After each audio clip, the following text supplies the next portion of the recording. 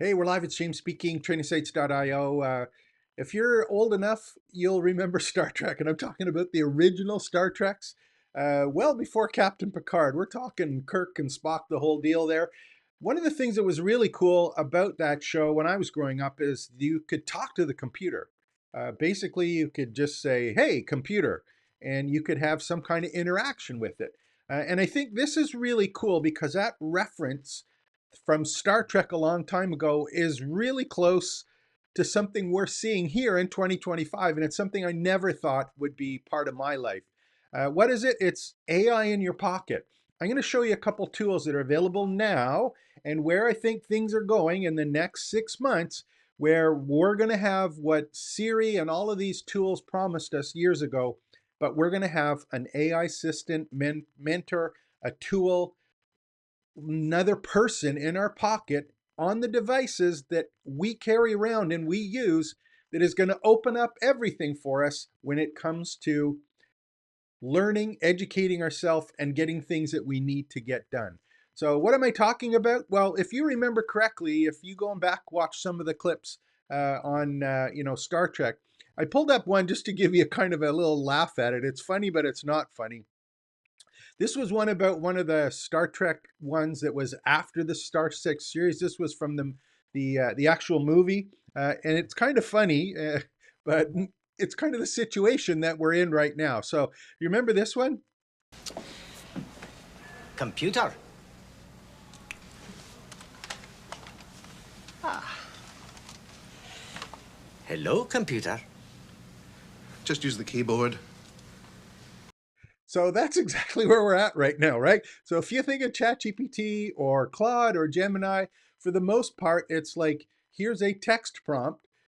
You don't talk to the computer, although that's starting and it's becoming more prevalent, but you don't start, you're actually going and got to use the text to keyboard to interface. And that interface is about you asking a question and trying to provide context in a situation, but you're asking something in hope of a response. See, if we're looking at education, I think having good text prompts is not important. Having frameworks for prompting is. And I think our communication skills verbally and with the situation in terms of the physical content and other assets that we have that are multimodal, that's the part that we have to really get a handle on, because our ability to communicate effectively with AI is the part that is going to make us more effective. And the reason that is because we're moving from texts to multiple devices. And all of this started really with this one right here. And I can't, this was one that I came across in December or January this year. This was aistudio.google.com. And the one that kind of blew my mind here was, and again, I'm looking at this perspective from teaching stuff, right? Or creating courses or starting, building, growing an education business. You know, for teachers or people who are trying to teach stuff, having as much content in terms of multimodal content, the ability to have visual, auditory, kinesthetic, text, those pieces are really important. And if you're limited to text, it can be really, really hard to actually get your message across and teach stuff. But the AI Studio allowed for live streaming, and what that meant is you could now talk to an AI tool. You could show it what yourself and or what you were seeing, and it could see your screen, and you could have a live dialogue or conversation with it without texting. And more importantly, the part or the messages that you got back were not just a text response, but it was stuff on your screen. It was verbal instructions. It was references to other content brought to us online. So this multimodal one was the big, big difference. Now the limit to this was the device, right? So if I'm on AI Studio as an example and I'm talking to the computer, which was really cool, I'm still on my computer here. I'm still in front of a keyboard. I still have a microphone. I still have a device. If you remember back on Star Trek, they had that little thing on their chest, that little button that they actually hit. That was kind of the first device where they said, "Hey, computer," and then had the conversation with the computer. Well, that's actually available right now. If you go, you're going to start seeing all sorts of stuff come out now with tools that are either note pins or wearable devices. And there's here one. I'll put the links to all of these ones so that you see it. This one is called Plod.ai. I think it's, or Plod, I don't know the pronunciation. But this particular one, you'll see, let's see if I can stop this here. They've actually got a device on the screen here, right? So this is a pin that you wear on your person, and it's also got a MagSafe kind of attachment that sits on the back of your smartphone. So we're not on the computer anymore, we're actually on the smartphone. And we've got a physical device that is AI enhanced on our person. So we're not limited to the computer. It's everywhere we do our stuff, whether that is at work, at home, at play. And if you're teaching stuff, you're now able to capture with this one, take notes of everything that's happening in real time.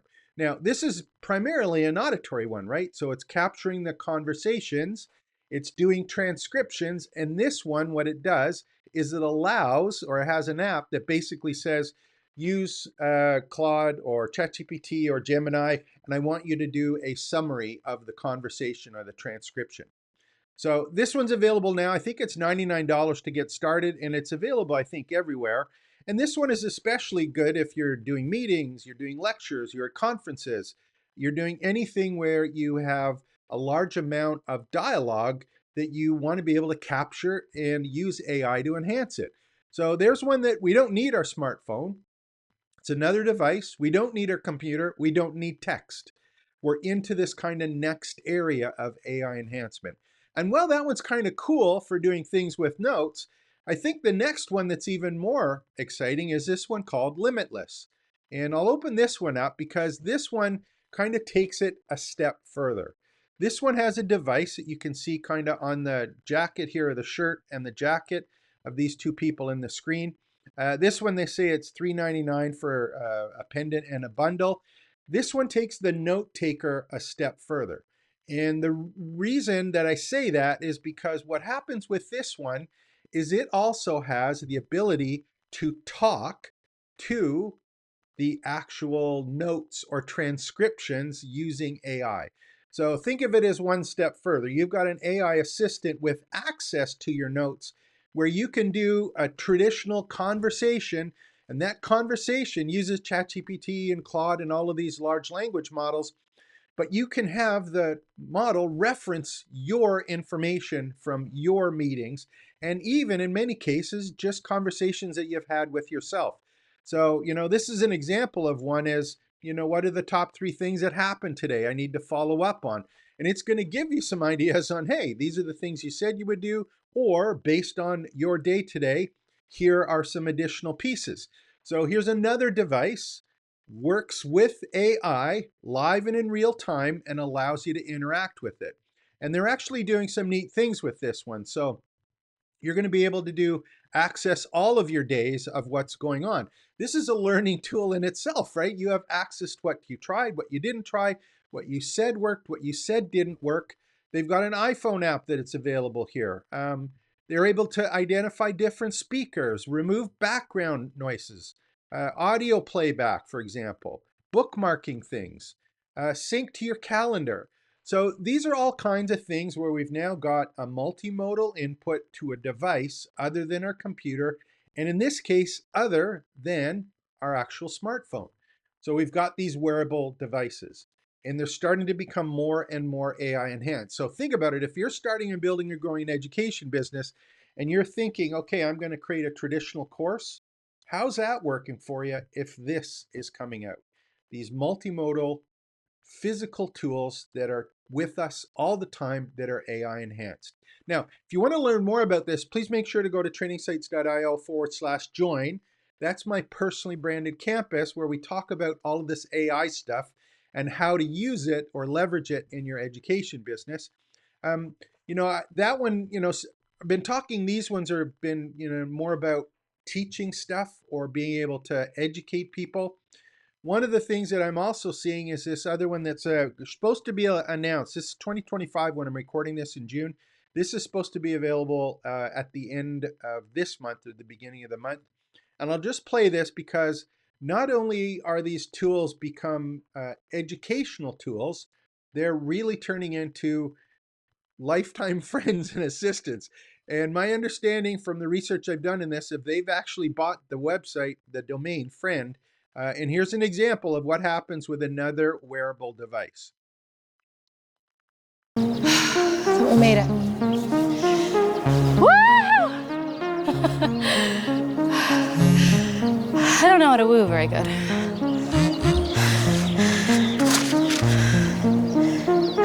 That's fair. So we've got another device that knows where it is, where she's talking to it. In this case, it had no speaker, but it did have the ability to text her other device.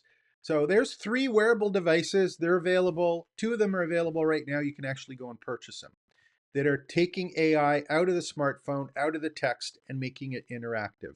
Now, here's the really one that I think is even going to be more exciting for us in the training space and the education space.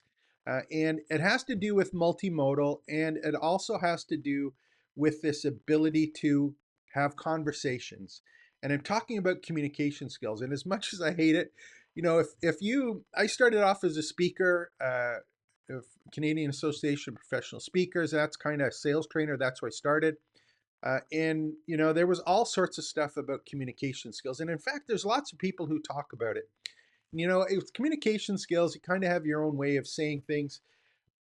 Unfortunately or fortunately, I think, text prompting or text prompt engineering, like, you should know it, but I think communication skills and how to talk to your computer is going to be more important, and your way of being able to explain what it is, what you want, what you're doing, and what you need help with, and having this assistant be able to work with you to do that. That's not about text prompts. It's about having great communication skills. And in this case, it's like, how do you talk to your computer to get what it is that you want? And to do that, the computer has to understand you. Now, I did another video of a product called sesame.com. And this one was kind of cool because this is one that has, let me just see if I can do the preview that we see it. Yeah, this is the one where you actually have a conversation with an actual AI, but the conversation was one where there was human qualities to the intent and the reception of my voice. So it understood my tone, timbre, temper, the speed at which I was talking, the volume, all of that stuff, and it was able to reply appropriately. So when it comes to communication skills, a tool like Sesame, and there's a number of them available, these engines for interfacing are the other piece that's coming. And where does that all come into play? Well, the ones that, again, are kind of cool is if you take a look at what's happened with Ray-Ban, and they've got Ray-Ban and Meta, sorry. So they've got the glasses where you're actually having a device that has the camera, has the multimodal stuff, can show information on your screen and guide you through that.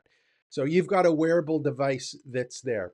Now, that one's from Ray-Ban. The other one that I did see in the trailer from Google I/O this week, and I'll play this for a second because this is the one that's the Google demo of the Android XR glasses. Now, not only do they have glasses, they have an actually immersive headset. Now, the glasses, they're available now, if I'm not mistaken, the ones from Facebook, Meta are. But these ones, I would suspect the next, 3 to 6 months, we're going to start seeing this. I know Samsung has some stuff that's using the same operating system, but just watch this for a second and then start thinking about it. How is this going to, change the way that I teach stuff, the way people learn stuff? And if I'm creating courses and I've got all of these AI tools that are physical tools that are around me in my environment, what's going to happen if I'm thinking about old ways of doing things? So here's just an example. I'll play a little bit of this. And again, I'm not used to actually doing this stuff, playing YouTube videos, so I'm going to play it in small clips and talk because I think I'm limited to the length of time that I can actually do it. So let's watch the demo from the Android XR glasses for a second. Anywhere in the world, simply by asking Gemini to take you there. You can talk with your AI assistant about anything you see and have it pull up videos and websites about what you're exploring. Imagine watching them play in the MLB app as if you were right there in the stadium. Now, when you're looking at that, one of the things I want you to pay attention to is these examples that they generally use are ones that are kind of more consumer oriented. But the thing that they're able to do is they can actually put text in the field of vision for you in the glasses based on the conversation that you're having with Gemini and what Gemini's seeing in the glasses. Now, the examples they were giving are ones about, hey, I want to go to the coffee shop. Where's the map? Show me the map and give me verbally step-by-step instructions while I'm going. Well, what about if that was doing something that you normally train on? Whether it be something that is a physical thing where you're showing someone how to do some woodworking stuff or play an instrument, or if it's something about doing something on a screen, we've now got this immersive tool that is involved in the person actually doing it while they're doing it. Now watch what happens with the glasses here. While chatting with Gemini about player and game stats. Now, let's turn our attention to glasses. Glasses with Android XR are lightweight and designed for all-day wear, even though they're packed with technology. A camera and microphones give Gemini the ability to see and hear the world. Speakers let you listen to the AI, play music, or take calls. And an optional in-lens display privately shows you helpful information just when you need it. Let's see how they work. So those are kind of the ones. Remember, it said in-eye display. That was the one that was optional. So someone's working on something, they're going to get instructions, text, pictures actually showing up in their eyes while they're actually doing it. Here's the one where they actually show a demo here a little bit. I'll play it just so you kind of get an idea of what people are going to be able to see moving forward here. Stage at I/O. Hey everyone! Right now, you should be seeing exactly what I'm seeing through the lens of my Android XR glasses. Text from Shram that just came in. Let's see what he said. All right, it's definitely showtime, so I'm going to launch Gemini and get us going. Send Shram a text that I'm getting started and silence my notifications, please. Okay, I've sent that message to him and muted all your notifications. I've been curious about this photo wall all day. Like, what band is this? So again, here we go. We've got another device that is actually changing the way that we work with AI. And as much as this is really cool, we've got to pay attention to it. It's going to get better. It's going to get less expensive.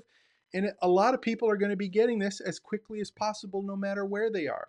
So if you're thinking of courses and text prompts, start thinking a little bit bigger, because if you don't, you're going to get left behind. My focus personally for myself is I'm trying to spend as much time as I can trying to learn about these things, and more importantly, not about sharing content with people in the context of teaching them something, but I want to spend as much time as I can sharing my decision-making skills and my application of content based on my experience. So it's about implementation and application of content, because the content is already available and it's going to be made more accessible across a lot more devices. And I'm playing around with this and I'm kind of think, where it goes in, but this transition between a text prompt in a computer to all of these devices is where it's going. It's wearable, and even the one that was always kind of flippy was in Star Trek was the holodeck, right? At Google I/O, they actually brought out a camera device, and I think it's called Google Beam. It creates 3D holodeck visualizations of yourself in meetings, where you can actually have a meeting with someone who looks like they're physically there. So we've got this whole transition between a text prompt to multimodal, multi-hardware, wearable content that is with us all of the time. This is really, really cool time. So, I'll put the links below to these. Just think, I'm learning text. How do I make sure that I learn to communicate and understand how I need to frame things or process my conversations to get what it is that I want? So learn how to talk to your computer. Start making some examples of conversations that you have and look for the structures that you've actually used on what works and what doesn't work. Start saving your conversations and analyze things that are actually doing. Capture your digital exhaust and see how you can improve or streamline what it is that you're actually trying to get done. I hope you enjoy these ones. I put these or make these available every day on YouTube. I try and do at least one video once a day. Sometimes I do a couple more. But my own personal goal here is to share everything that I learn and know about AI, and more importantly, how to apply it to starting, building, and growing an education business. If you like this stuff, make sure to like and subscribe to the channel. My name is James, and of course, please go to trainingsites.io/join and join my community and find out more about all of this cool stuff that you can be using to build your education business. Take care and expect the best.